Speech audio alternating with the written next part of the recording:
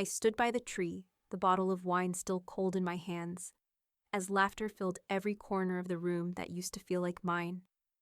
Ribbons fluttered, gifts exchanged, paper tore, and none of them had my name.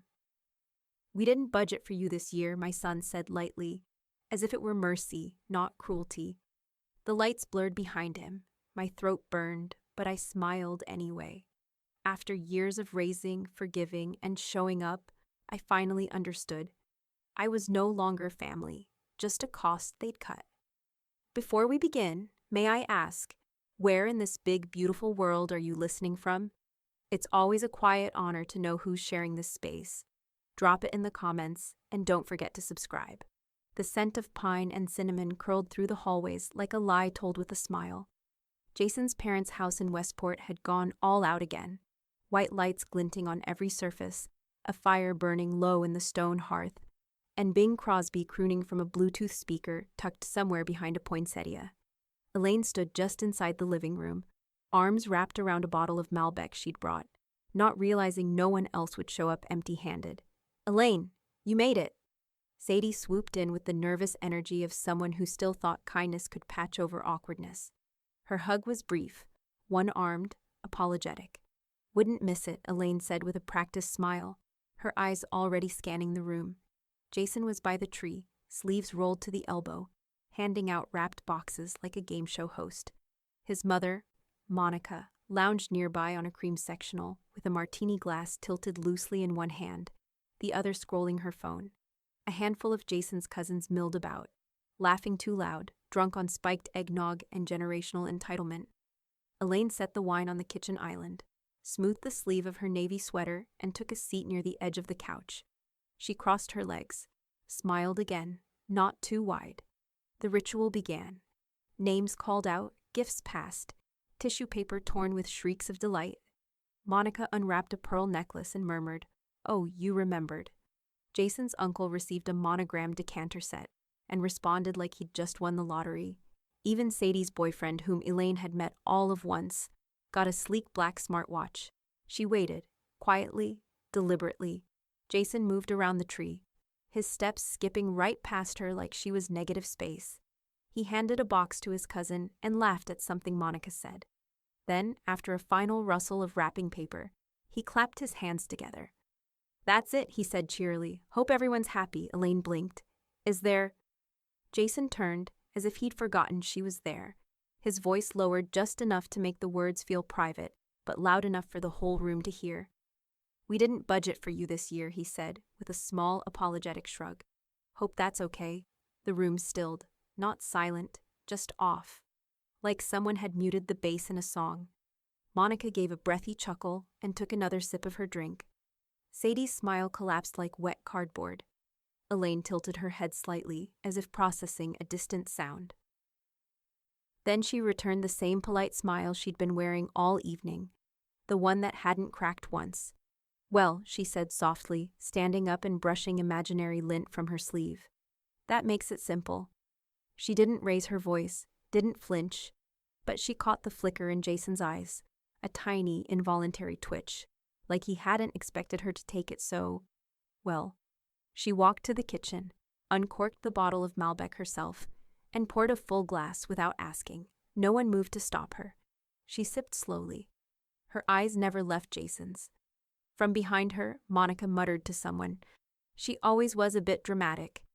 Elaine didn't turn around. Didn't need to. In that moment, something crystalline shifted behind her ribs. Not rage, not sadness, something colder, and somewhere beneath the quiet hum of Christmas lights. A decision was made.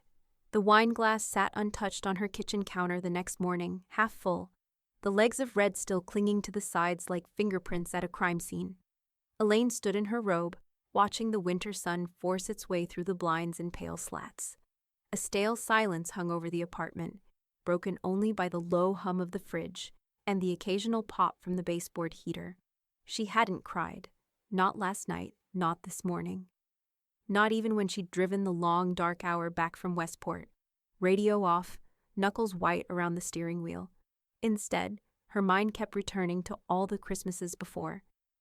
She remembered the year Jason's car battery died on Christmas Eve, and she waited in the snow while a tow truck came, never complained once. The year his niece drew her in crayon with a tiara and called her Queen Aunt Elaine. And she had it framed.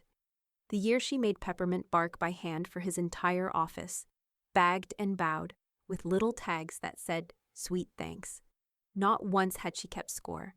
She couldn't even tally how many times she'd wrapped gifts on his behalf, signed his name in tidy cursive, and made sure his family thought he cared. But somehow, this moment where he'd skipped over her like she didn't even count, this was the arithmetic that stayed. A soft knock at the door broke the memory spiral. 3 quick taps, friendly, familiar. She opened it without checking. Val stood in leggings and an oversized hoodie, a foil-covered plate in her hands. Her cheeks were wind-bitten pink, curls shoved under a beanie. "I brought leftover cookies," she said, holding up the plate. "And also, moral support. I saw Sadie's Instagram. You looked like you were performing hostage chic." Elaine's laugh was short and sharp. She stepped aside to let her in. Val peeled off her beanie and coat, made herself at home like only best friends could. She set the cookies down, peeled back the foil, and shoved a ginger snap in her mouth. Elaine leaned against the counter, arms folded. "They didn't get me anything," she said, not needing preamble. Val blinked. "What?" "Nothing, not even a card. Jason said they didn't budget for me this year, like I was a line item that got cut." Val's jaw worked slowly around the cookie. Then, "That man doesn't deserve your name on a single document." Elaine exhaled through her nose. "You know what's funny? I updated my life insurance last year. Put him down as my primary. Retirement accounts, too." Val raised an eyebrow. "That's not funny, that's tragic." Elaine pushed off the counter without answering and crossed to the hallway closet. She knelt, dragging out a dented metal lockbox from beneath a stack of old sweaters and tax folders. The key still hung from the spare carabiner in her junk drawer. She opened it on the kitchen table. Inside, documents in clear plastic sleeves, yellowed copies, a notarized will from 3 addresses ago. Jason's name stared back at her in blue ink. Beneficiary, Jason Thomas Wilkes. Her stomach turned. She reached for a pen. No hesitation. Just ink slicing through a name like a guillotine. Val leaned forward. "Do you have a lawyer?" Elaine was already scrolling. "I'm about to." She paused at the contact list, her finger hovering. "Do you think this is dramatic?" she asked, not looking up. Val didn't blink. "No, I think this is overdue." Elaine tapped the number. The phone rang, and for the first time in years, she didn't flinch at the sound of her own voice saying, "Hi, I need to make some legal changes." Elaine didn't check her phone until almost noon the next day.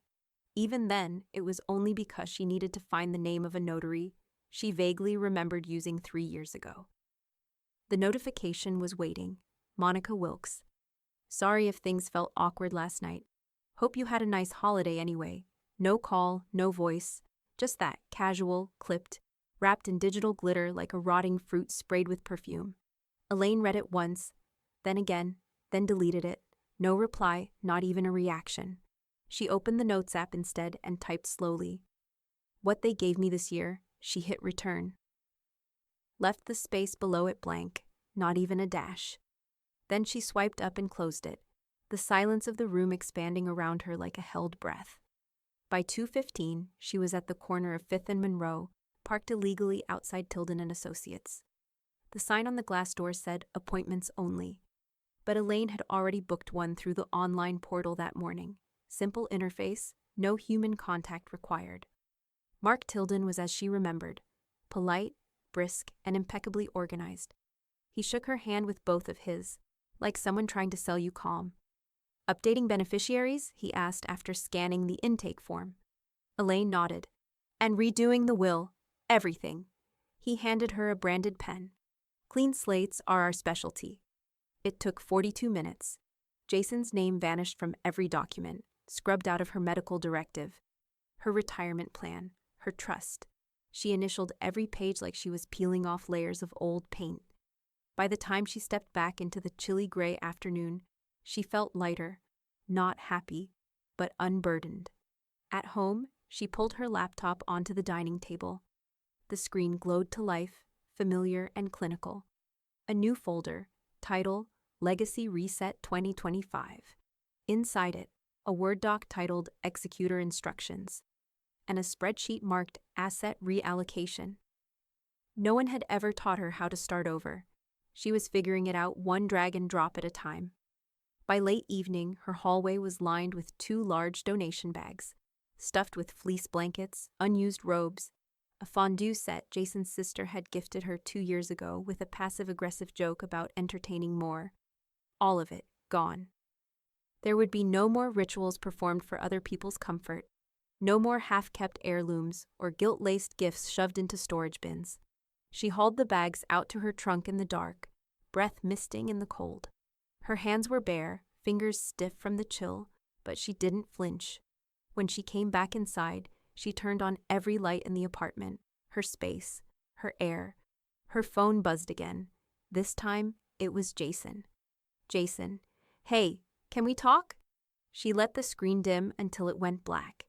Then she walked to her desk, opened a drawer, and pulled out the manila envelope marked Joint Lease.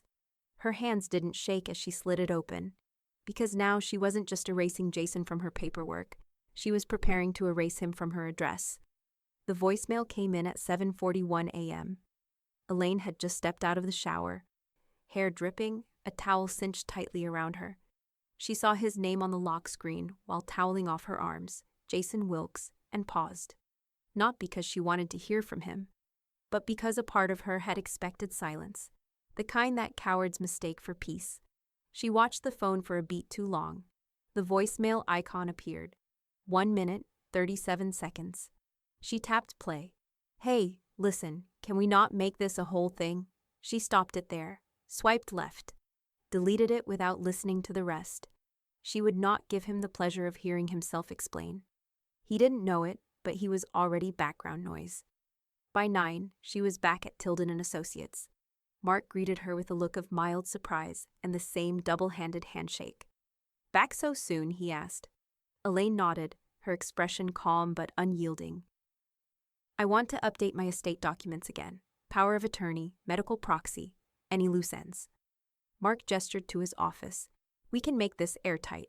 She followed him in, the scent of printer ink and carpet cleaner oddly comforting. Legal safety smelled like process. He slid a new stack of forms in front of her. Who do you want named?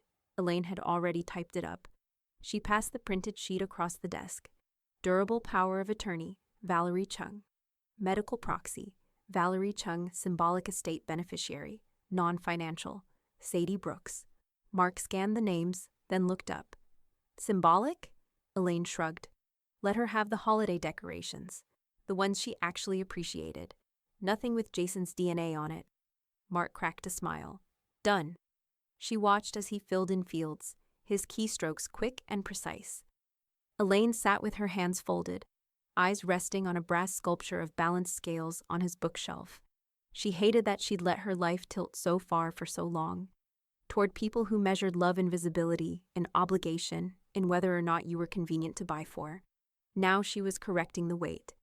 Can I get copies of everything? She asked when they were done. Mark nodded. Hard copy and digital.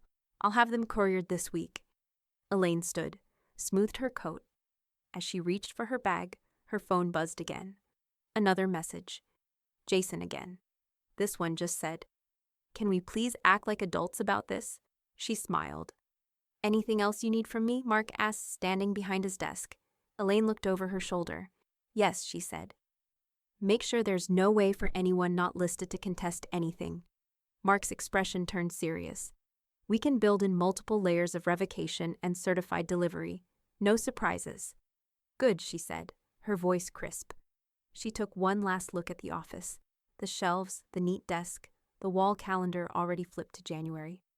Everything here was about order, finality, just like she needed it to be.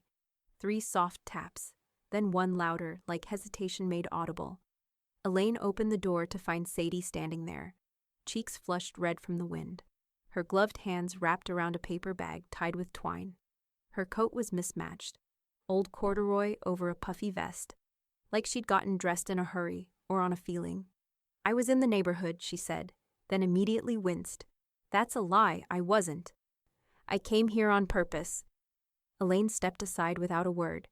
Sadie moved in, shedding her layers like a kid at a sleepover, careful not to make eye contact until she'd placed the bag gently on the coffee table. I didn't know they weren't getting you anything, she said quietly. No one said. I swear, Elaine, I would have. Elaine held up a hand. You don't owe me an explanation. I might not, Sadie said, tugging her sleeves down over her hands. But I still wanted to say it. I'm sorry. Elaine exhaled through her nose and sat down. The silence between them wasn't tense. It just needed a little warmth. Sadie broke it by reaching into the paper bag and pulling out a small square box, wrapped in old newspaper comics and tied with baker's string. I made this before Christmas, she said, voice light, careful. I didn't know who it was for until yesterday. Elaine took it with both hands, her fingers trembling just slightly. She untied the string and peeled back the pages. Inside was a glass ornament, clear, delicate, imperfect. Inside it, a tiny paper crane, folded from deep blue cardstock and resting on a nest of copper wire. I remember you said you liked things that looked like they could fly away, Sadie murmured. Elaine stared at the ornament. Her throat caught. She blinked once, then again, but the tears rose anyway. Unbidden, hot, and humiliating. Sadie sat beside her without a word. No arms outstretched, no dramatic comfort, just presence. Elaine wiped the corner of one eye. I haven't cried since Christmas Eve. That's a hell of a run, Sadie said softly. They drank cocoa from mismatched mugs, sitting on opposite sides of the couch with their feet tucked under them like teenagers avoiding sleep. They talked about books, what they'd both loved this year, what they'd quit halfway through. Sadie recommended a memoir about rage and women. Elaine wrote it down on the back of a junk mail envelope. They didn't mention Monica, or Jason, or the message still sitting unread on Elaine's phone. You're not forgotten, Sadie said, staring into her cocoa. Not by me. Elaine didn't answer, just nodded. Later that night, after Sadie left, Elaine returned to her laptop. She opened the Legacy Reset 2025 folder and created a new document. Sentimental instructions. For Sadie only. She wrote out a list, unpolished, honest, exactly as it came to her. If you're reading this, thank you for showing up when it wasn't convenient. You can keep the blue ornament. You already know the one. Donate the scarves. Burn the letters. Keep the stories. The oak box in the top closet is yours. The key is taped underneath the desk drawer. And if anyone asks what I cared about most, tell them it wasn't things. It was who stayed. She saved the file and backed it up twice. Then she lit a candle. Not for peace, not for closure, but for proof that some warmth still lived here. The message sat unread, still blue-dotted, still time-stamped, still there. Can we talk? Please? Elaine swiped past it like it was an ad for something she no longer wanted. Not out of anger, not even sadness, just disinterest. Jason didn't know it yet, but he was no longer a part of the story. By 10:03 a.m., she was seated across from a woman in a pinstripe vest at Fairfield County Credit Union. The branch smelled like peppermint sanitizer and static air, and every desk was partitioned by frosted plexiglass that muted conversation. The manager's nameplate read Denise Freeman. You're listed as a joint holder on this emergency liquidity account, Denise said, tapping at her keyboard. Jason Wilkes is the primary, but under Connecticut law, you're within full rights to close it today. Elaine leaned forward, voice even. I'd like it closed. Now. Denise blinked, then nodded. The balance will be issued by check. Do you want it mailed or handed over today? Today, Elaine said, sliding her driver's license across the desk. No forwarding address, no record. She signed the closure form, the pen steady in her hand. The action felt surgical, removing a foreign body that had been tolerated for too long. By 10:22, the account was dissolved. The check sealed in an envelope marked personal and confidential. Denise handed it over without another word. Another tether cut. From there, Elaine drove directly to her insurance agency. She didn't call ahead, didn't schedule. She just walked in and requested someone with access clearance. That turned out to be Clara Tran, a younger woman with neat hair, a polite smile, and eyes that widened slightly when Elaine sat down across from her. I need to update my beneficiary, emergency contact, and remove all third-party names associated with my records, Elaine said, effective immediately. Clara nodded. I can help with that. Who should we list? Elaine pulled out a folded sheet of paper. Valerie Cheng. She's my new medical proxy, power of attorney, and policy contact. You'll also need to update my mailing address. Clara took the paper, scanning it quickly. This is a P.O. box. Yes. All future mail, physical and digital, should go there. Nothing goes to the old address. Clara hesitated. You're sure? It'll delay certain kinds of correspondence. Elaine gave her a cold smile. Delay is fine, exposure is not. Clara clicked her pen and began typing. Understood. By noon, the updates were finalized. Everything that once connected Jason to her medical, financial, or legal existence was erased. No digital breadcrumbs. No shared access.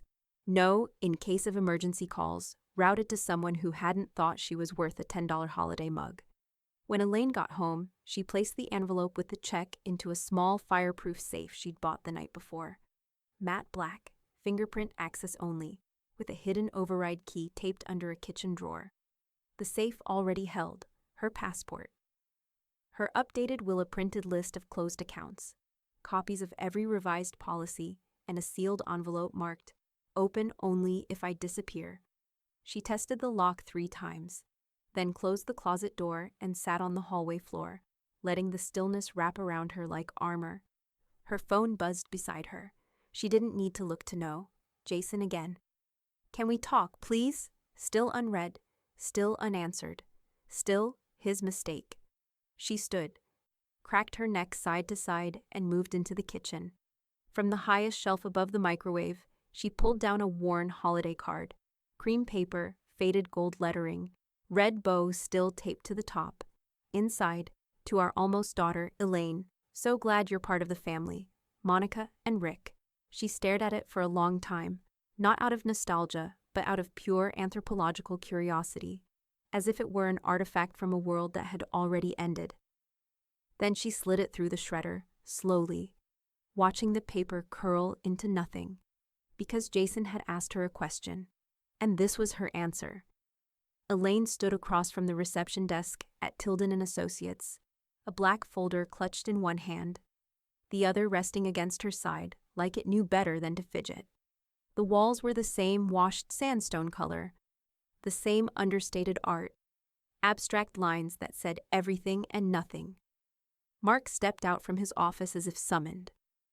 You're back, he said, no surprise in his tone. And you brought the originals. Elaine nodded once. Everything signed, witnessed, notarized.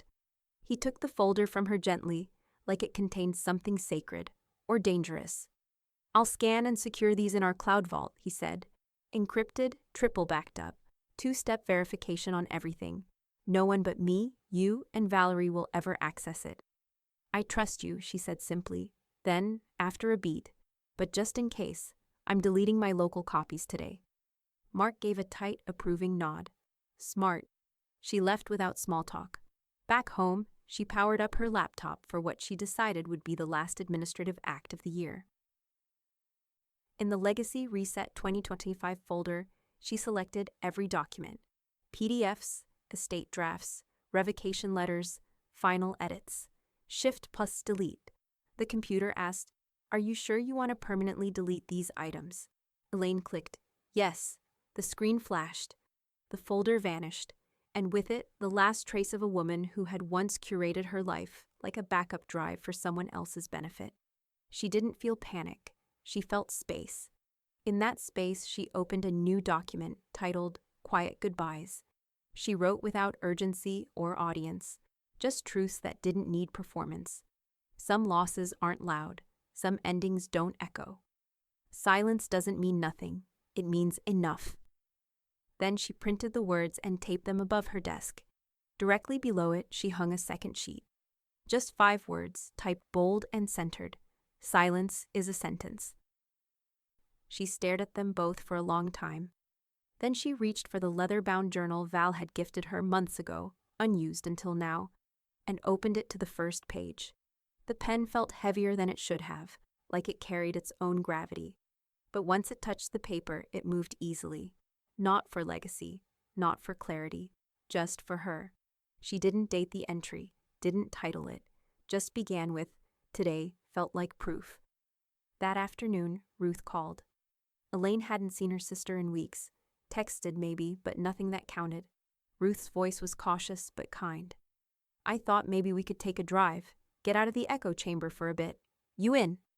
Elaine glanced at her calendar, empty. "Yeah," she said. "I'm in." They drove east with no agenda. Windows cracked for air, coffee in insulated mugs between them, and a playlist of soft indie guitar that neither had to comment on. The roads were dry and gray. Winter had sucked the color from the world, but there was still movement, still ocean ahead. They parked near the Sound. No beach crowds, no dogs, no joggers. Just that metallic blue stretch of water and the low hum of the tide tapping the frozen rocks. Elaine stepped down from the walkway and stood near the shoreline, wind tugging at the hem of her coat. She didn't say anything. She didn't need to. Ruth joined her a moment later. "Remember when we used to come here as kids?" she asked. "Back when the world felt like it needed us." Elaine smiled faintly. "Back when we thought one big gesture could fix everything," Ruth nudged her. "And now?" Elaine's gaze stayed fixed on the water. "Now I know better. Quiet changes more than loud ones ever did." Ruth didn't answer, but she stayed close. The sun slipped behind a bruised bank of clouds, casting the horizon in soft silver. Elaine's phone buzzed once in her pocket. She didn't check it, not yet, because whatever it was, it could wait. But what was coming next couldn't.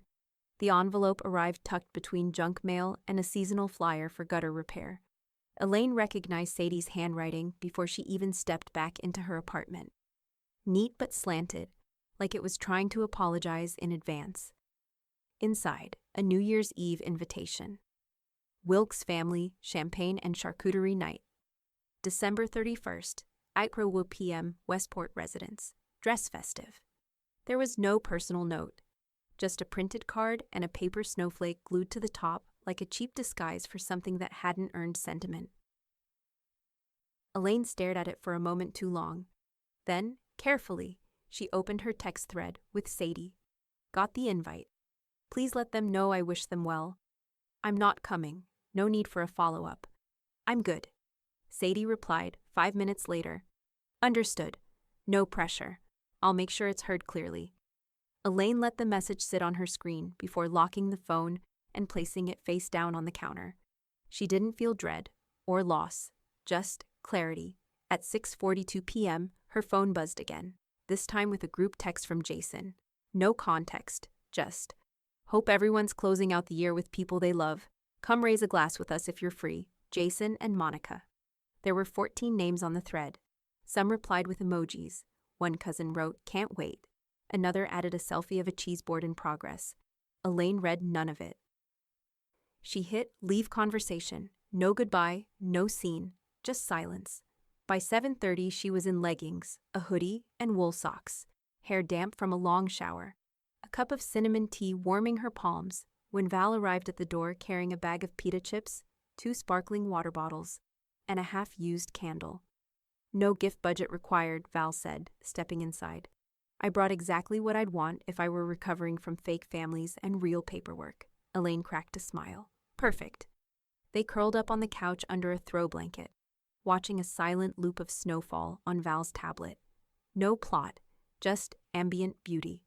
The apartment smelled faintly of eucalyptus and clove. Somewhere in the distance, fireworks began in bursts, but Elaine didn't get up to look.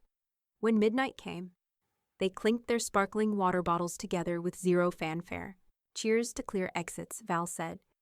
"And soft landings," Elaine added. There was no countdown, no screaming, no forced resolutions, just peace. Elaine slept through the rest of the night like it belonged to her.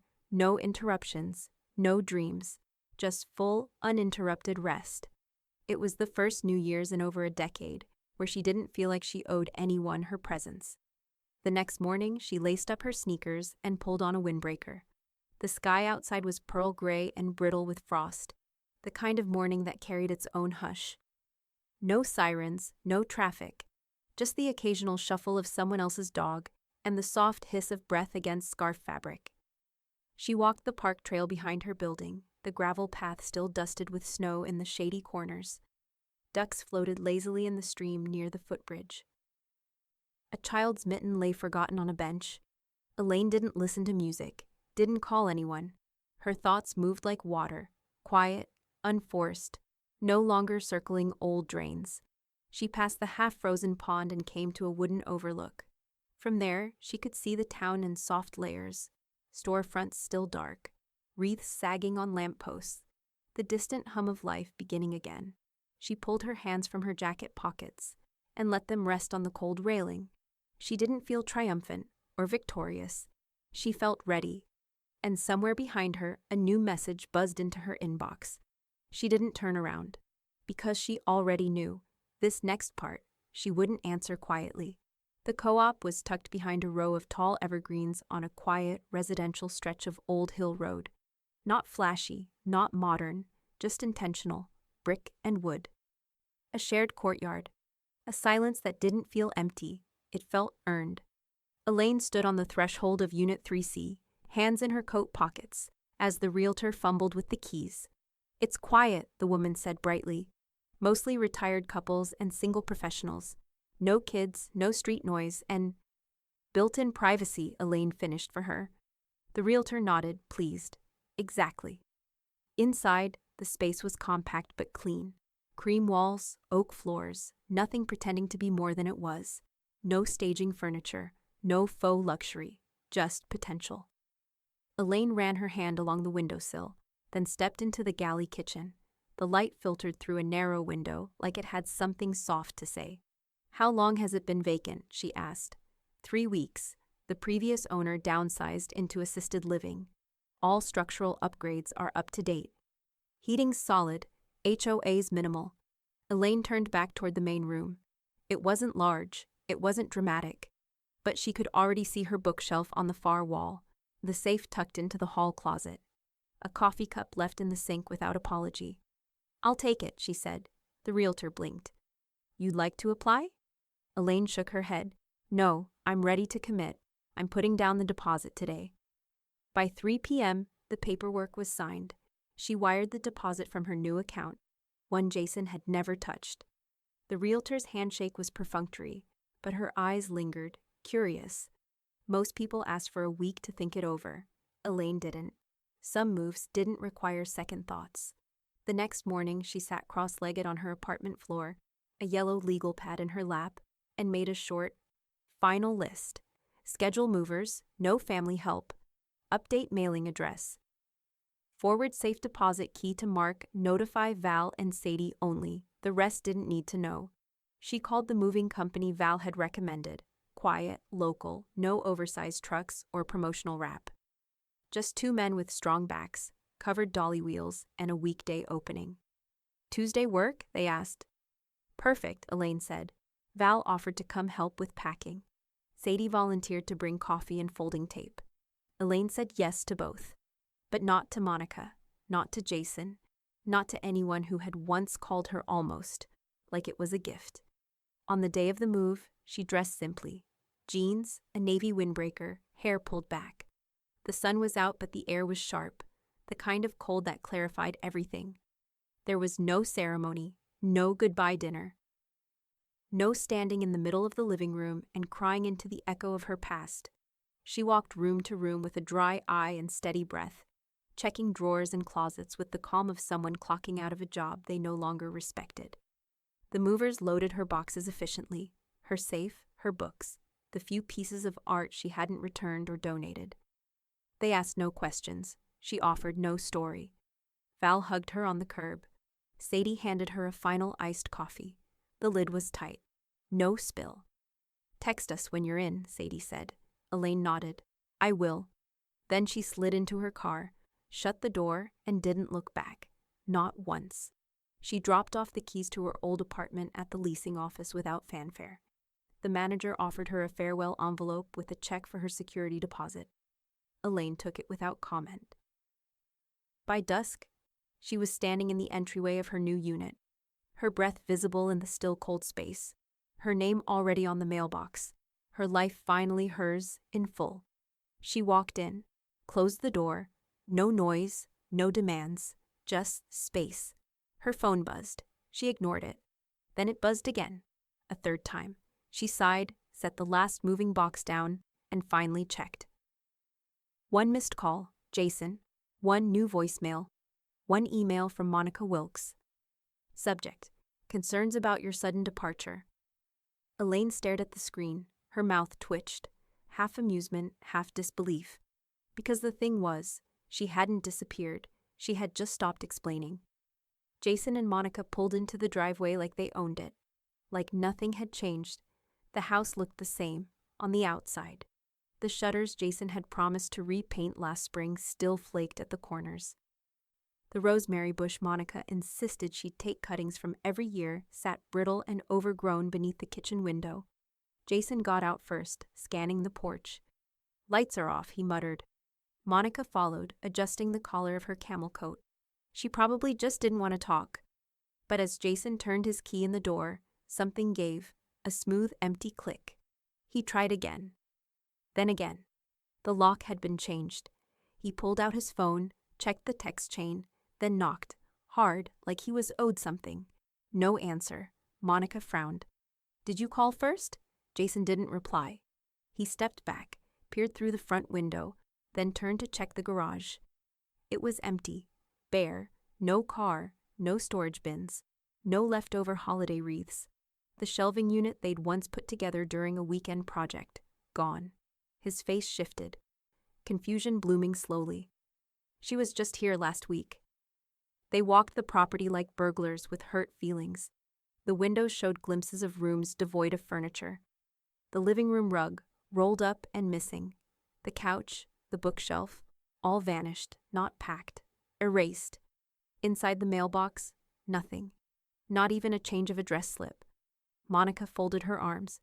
"You said she'd just cooled off." That she was upset, not unhinged. Jason's jaw tensed. She wouldn't just leave, but she had. And what's worse, she hadn't told them where she went. Jason checked his phone again. No new message, no missed call. Just the same old thread, his last 3 texts still left unread. His voicemail still unanswered. Across town, Elaine's phone buzzed once. "Sadie, they're confused. I didn't tell them anything. Just said you were doing what you needed to do." Elaine didn't hesitate. "Thank you." She set her phone down and took another sip of coffee. The mug was plain white. No monogram, no matching set, just hers. She stood in the middle of her new bedroom, sunlight filtering in through blinds she'd chosen, casting soft stripes on the bare floor. No clutter, no gilt furniture, no, "maybe I'll need this later" things. Just a bed, a bookshelf, a worn denim armchair she'd found on Facebook Marketplace. She had unpacked only what she needed.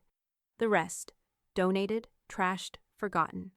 There was no echo in the room because she hadn't left space for ghosts. She pressed her palms against the cool surface of the window and watched as the courtyard below came to life. An older woman walked a small dog in a red sweater. 2 units down, a young couple in matching beanies carried a tray of pastries between them. No one waved, no one pried. And that, to Elaine, was the welcome she wanted. A soft knock came at the door. She opened it to find a woman in her 60s with a thermos and 2 paper cups. "Figured you hadn't had the official 3C welcome," the woman said, smiling. "Hope you like hazelnut." Elaine stepped aside just slightly. "Thanks, I do." They didn't trade names. No questions about why she moved or where she came from.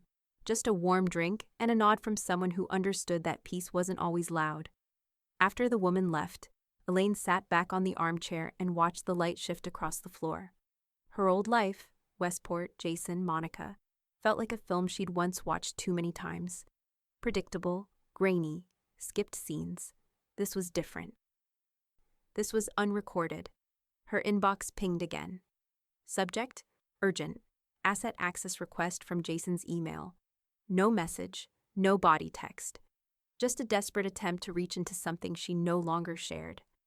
Elaine didn't open it. She moved it to a folder called Documented Attempts. And as she closed her laptop, she said it out loud for the first time. Not in anger, not in fear, just the truth. They're not locked out of the house. They're locked out of me. It came on a Thursday, wedged between an electric bill and a catalog she never asked for. A plain white envelope. No return address. The handwriting, familiar, masculine. Pressed too hard into the paper, like force could make it forgiven.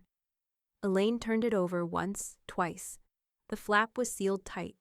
Her name written in the same sharp, tidy script Jason used to label storage boxes and grocery lists. She didn't open it. Not that day. She placed it on the kitchen counter beside the fruit bowl and left it there, face down, for 2 days. Day 1, she caught herself glancing at it over coffee. Not out of curiosity, but out of habit. The same reflex that made her answer texts she didn't owe, respond to questions that didn't deserve words. Day 2, she stopped noticing it. By Saturday morning, she picked it up, walked to the shredder she'd tucked under the desk, and slid it in without ceremony. No hesitation, no curiosity. Just a soft mechanical whir and the faint smell of warmed paper. That was all Jason's words were now, heat and fragments. Val stopped by that afternoon with Thai takeout and a bottle of ginger beer. She noticed the shredder first. A stray corner of white still visible through the slats.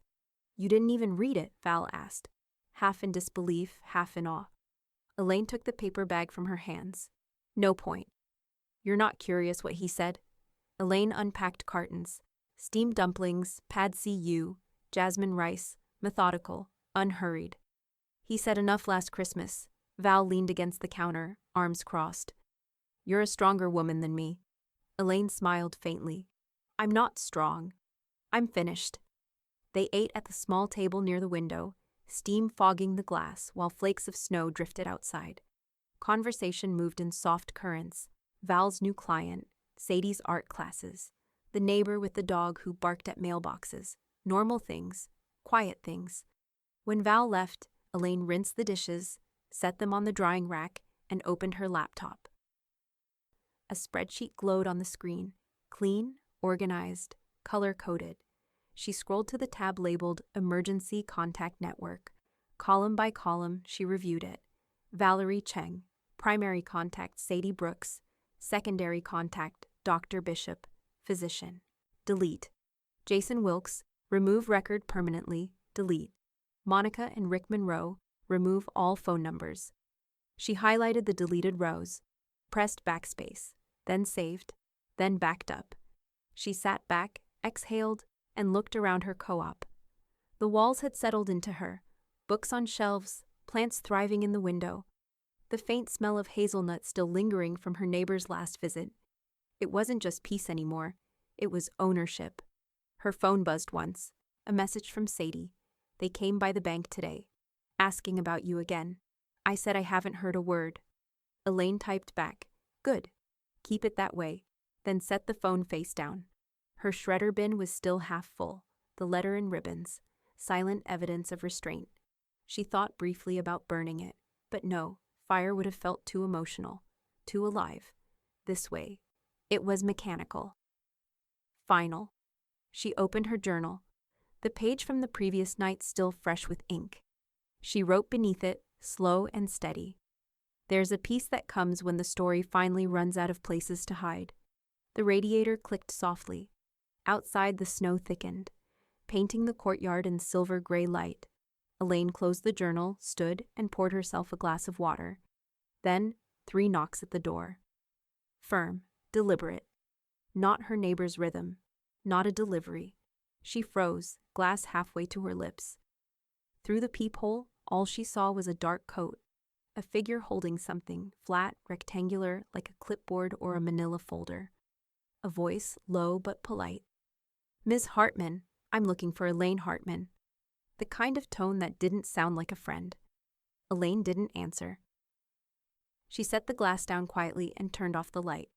The knock came again. The manila envelope sat untouched on Elaine's doorstep for 2 days. Whoever had knocked hadn't returned. No new knocks, no new messages, no follow-up, just silence. She didn't open the envelope, didn't even bring it inside. By the time Tuesday came, the snow had soaked the corners, and she dropped it directly into the bin outside her co-op. No investigation, no invitation. That night, instead of journaling, She opened a blank Word document. It had started with a prompt in the community bulletin. Senior Writers Contest. Theme: What we choose to keep. Elaine hadn't planned to enter.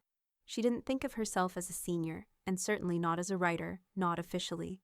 But the words had been living inside her too long, pacing the corridors of her ribs like tenants in a rent-controlled apartment. She titled the file, The Disappearance Protocol. The story followed a woman who, after being gradually erased by the people who claimed to love her, began to quietly erase them back. Not with drama, not with cruelty, but with precision. She changed her locks, closed accounts, deleted voicemails. She walked out of a life that had stopped asking if she wanted to stay. Elaine didn't name the character. She didn't need to. When she finished the draft, it came in at just under 2,000 words, enough to meet the entry requirement, enough to leave nothing else to say. She submitted it the next morning and closed her laptop like it had never happened. A week passed. Then a knock at her door, not firm, not urgent. Her neighbor from 3A stood there, holding the community newsletter like it was something rare and fragile. "You're in this," she said, smiling. "Page 3, second place." Elaine blinked. "What?" "The writing contest. They published it. Said it gave the judges goosebumps." Elaine took the folded paper with careful hands. The newsletter was printed on off-white cardstock, half-inked and slightly crooked, but there it was, second place, The Disappearance Protocol, by Elaine Hartman. She sat down on her armchair and read it like it wasn't hers, like it was a confession written by someone she used to be. When she reached the last line, she didn't disappear. She became impossible to look past. Elaine didn't cry. She smiled.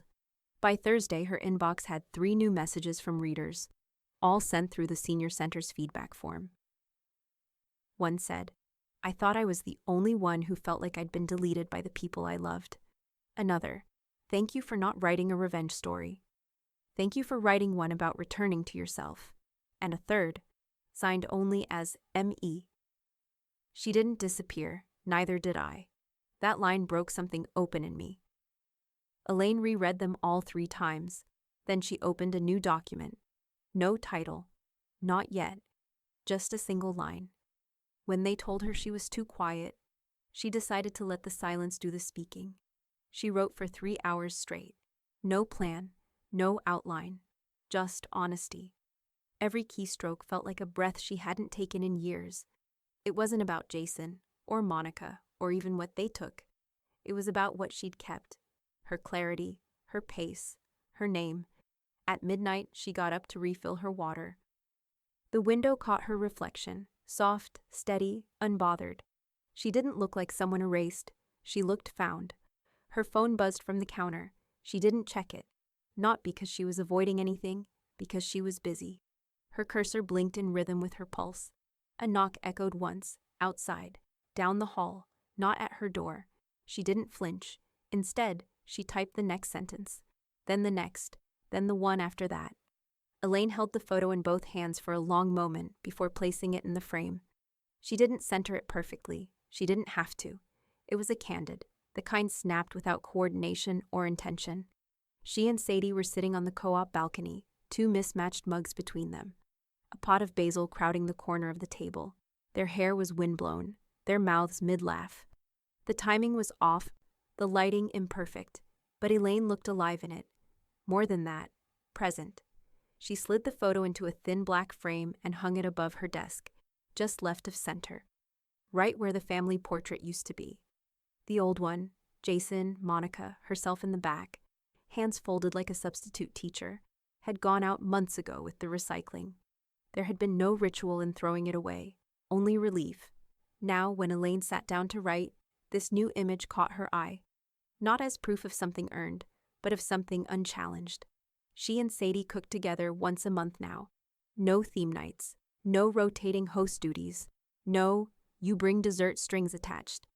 They picked a recipe, chopped vegetables while a playlist murmured in the background, ate in socks, cleaned up half-heartedly. No one said, "We should do this more often." They just did it. Last time, Sadie brought over a lemon chicken sheet pan recipe from a food blog she liked. Elaine made a simple kale salad. They poured red wine into water glasses and watched the second half of a documentary without ever bothering to catch the first. They didn't talk about Monica. Elaine never asked about Jason. Sadie never mentioned him. Not out of tension, there wasn't any. Their friendship had peeled itself from the wreckage and stood on its own. Not because it had to, but because it could. Some connections survive the fire. Others begin after the smoke clears. Elaine wrote a new story that week. Short, sharp, titled it Budget Cuts. It followed a woman who discovers her life has been silently edited by everyone around her. Her name left off invitations, her input clipped from conversations, her existence treated like a cost-saving measure, until she starts making her own cuts, quiet ones, necessary ones. The story ended with the woman alone in her kitchen, deleting contacts with the same focus she once used to send holiday cards. Elaine read it back once, then again, no edits. She submitted it to a small literary magazine out of Vermont, with a circulation of barely 200. She didn't care if they published it, she just wanted it witnessed. She printed a copy and tucked it behind the photo of her and Sadie, not for safekeeping, for context. Later that evening, she boiled water for tea and watched the pot rattle with steam. The co-op was quiet. No dogs barking, no televisions humming through walls. Just the sound of breath, heat, and the smallest clink of ceramic as she set the mug down beside her keyboard. Her journal sat open, blank, waiting. She wrote, "Some stories don't need villains. Some stories just need the wrong people to leave."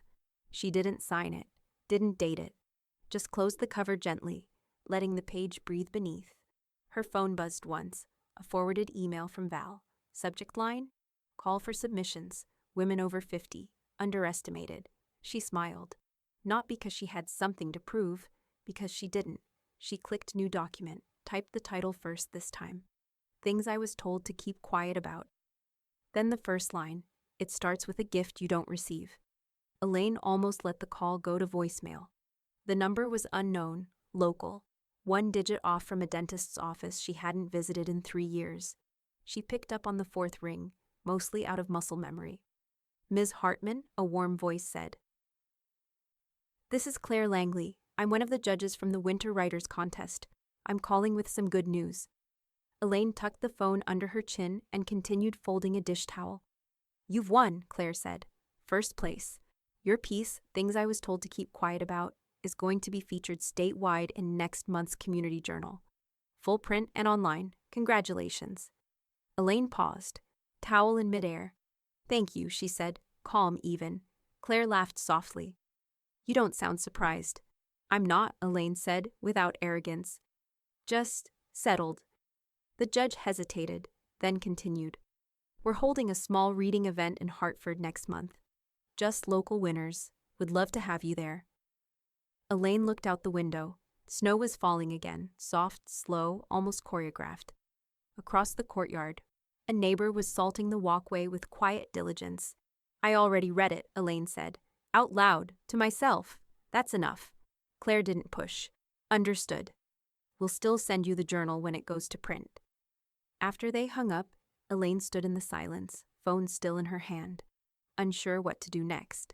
She didn't cry, didn't text Val or Sadie immediately. She just finished folding the towel and placed it neatly in the drawer. Later that afternoon, she passed a few neighbors in the stairwell, Ms. Leonard from 3B, the man with the collie from 2D, and the young woman with the red backpack, who always borrowed sugar and returned it double. They smiled. A little longer than usual, not effusive, not intrusive, but knowing. The journal had already been delivered to mailboxes across the co-op. Elaine's name was on the cover in small print. Page 6, a single column, but the story, unmistakably hers. They didn't say anything, and that, Elaine realized, was the highest compliment. That night, Val came by with a half-eaten loaf of banana bread and a look of practiced mischief. "You know you've caused a minor literary stir, right?" she said, dropping her coat on the chair. Elaine raised an eyebrow. "At the senior center?" "And the grocery store bulletin board," Val added. "Apparently someone printed a copy and pinned it next to the lost pet notices. I saw a guy take a photo of it like it might help him through something." Elaine chuckled and poured them both tea. Val took a sip, then leaned back, watching her friend carefully. You didn't disappear, she said quietly. You rewrote everything. Elaine didn't respond. She didn't need to. The framed photo above her desk caught a slice of the lamplight. Her and Sadie in mid-laugh, breeze in their hair, unposed and whole.